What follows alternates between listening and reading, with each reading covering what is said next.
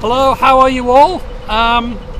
So, it's a bus interchange. Sounds boring, doesn't it? You're dead wrong. There's actually some fantastic engineering going on here, and I'm going to take you through some of the design features and how compromises have had to be made to get this thing to work. Those of you that might end up working in traffic engineering or planning and design, probably going to have one of these things to design during your career. So you really need to start thinking about the types of trade-offs that are being made here. So I'm going to take you through bits of that now. To start off with, what's the site look like? Here's a picture of the site. In fact, you'll find there's a good available online map of the site showing the routes. Key features are we're here, so north is down here, and what you've got here is the learning and teaching building, and then the rest of campus up here. So this part of site here is in fact one of the biggest draw cards for passengers going to and from this. This area here, less demand. This is the main priority.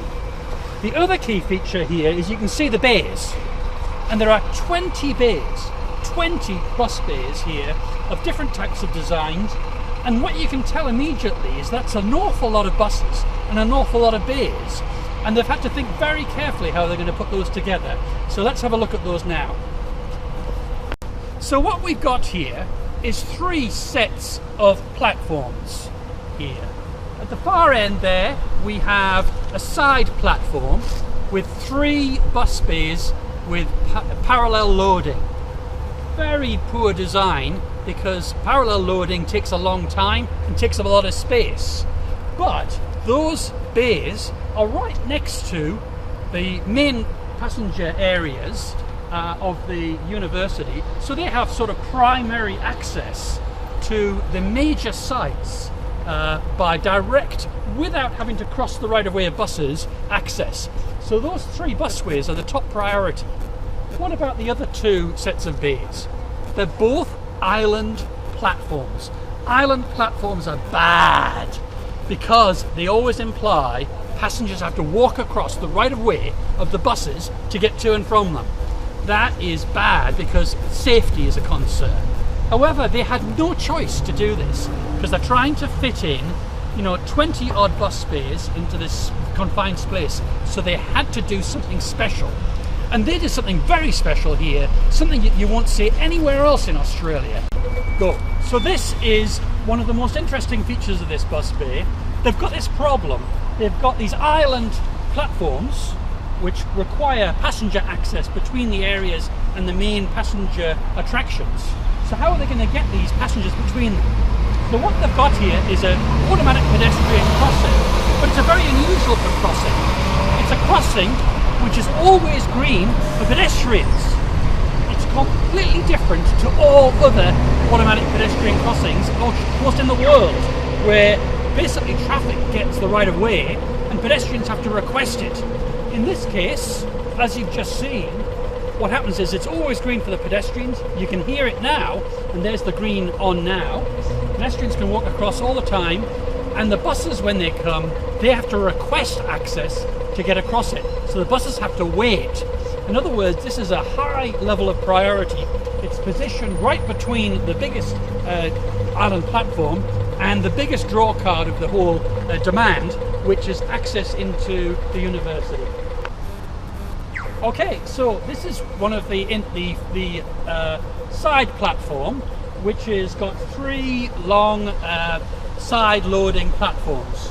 These are usually pretty space hungry, but there's a good reason why these side platforms are being put here, and also because they're right next to the passenger right of way.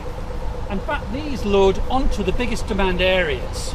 So the reason they're here is because they've got the highest volume routes, and indeed one of the biggest routes is the one that's got the priority space here in this bay here. This is for route 601 bus. 601 bus is the single most frequent and heavily used bus route in Melbourne. So that's why it ends up loading here. And if you see it in operation now, you'll see that the bus route includes some of the largest buses available in Melbourne. The multiple flexible articulated bus with multiple doors, and that's where this bus is going to load now. So that has got the highest usage, and that deserves to have the premium design. So there's a key trade-off in designing this. You've got to think about where the demand drivers are, and also what the most important routes are in terms of frequency. And there's a trade-off with frequency as well, because frequency in this particular bus route can be 4 minutes, 3 minutes in the peak. There's a good chance with passenger loading there'll be many of those vehicles arriving at the same time, which is why you need the larger platform spaces here.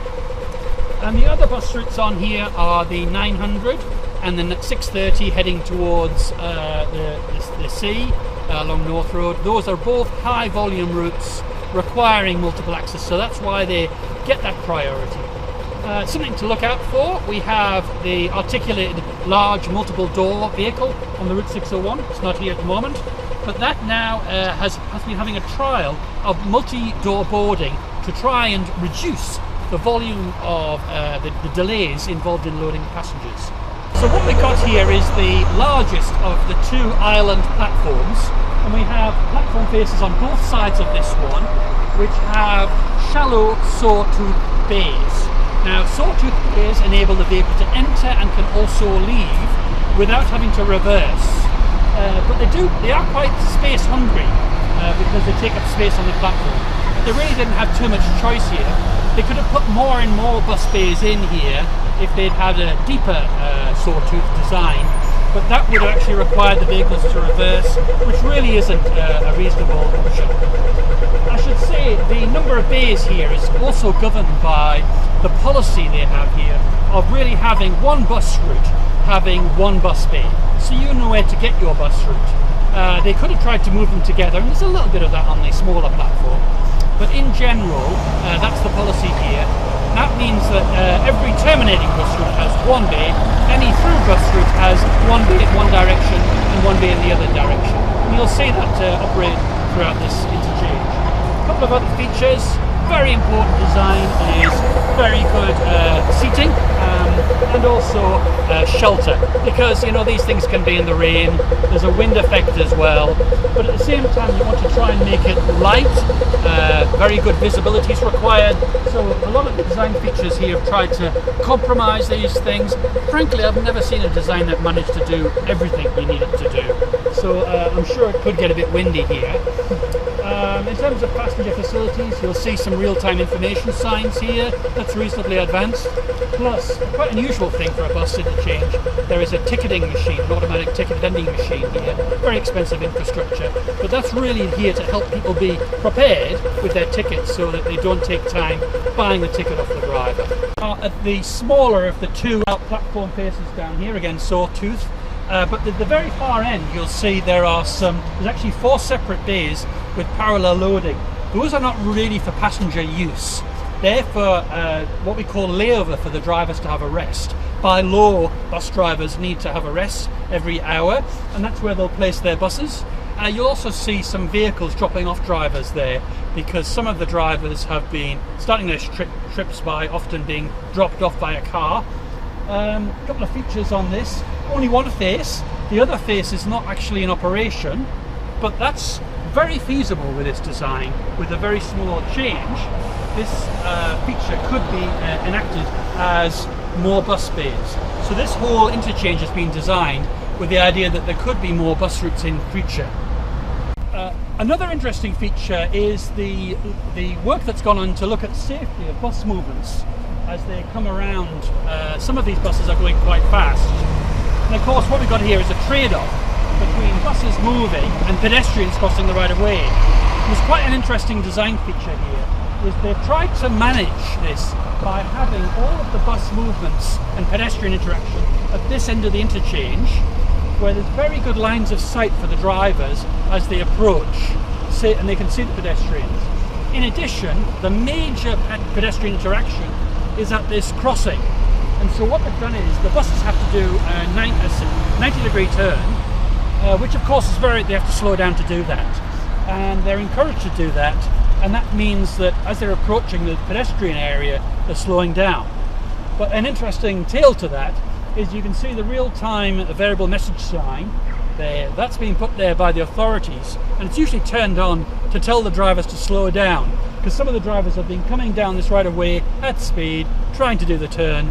I don't know of any crashes, but I'm sure that they're concerned about that.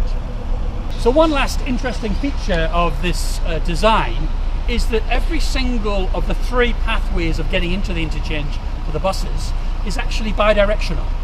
And now they need to do that because they can use both sides of the platform faces for access and bays, but it requires management of the vehicles, which is quite an interesting aspect of all of this. So you'll see these buses going turns within them, which is another good thing about that, is that it gets them to slow down a bit. So it's a sort of a natural feature of design, you know, relying on their kinetic energy being reduced because of the turning movements, which are really managed using lights and so forth. So that's the end of this little tour. I hope you've enjoyed it. What you see here is actually some really quite dynamic features that you need to include in these. And a good question for your career is, what are you going to do about this in any situations that you face? So this is a really great example of practical implementation of good engineering. So it's up to you to learn these sorts of things, and I look forward to using interchanges that you guys design in the future. Thank you.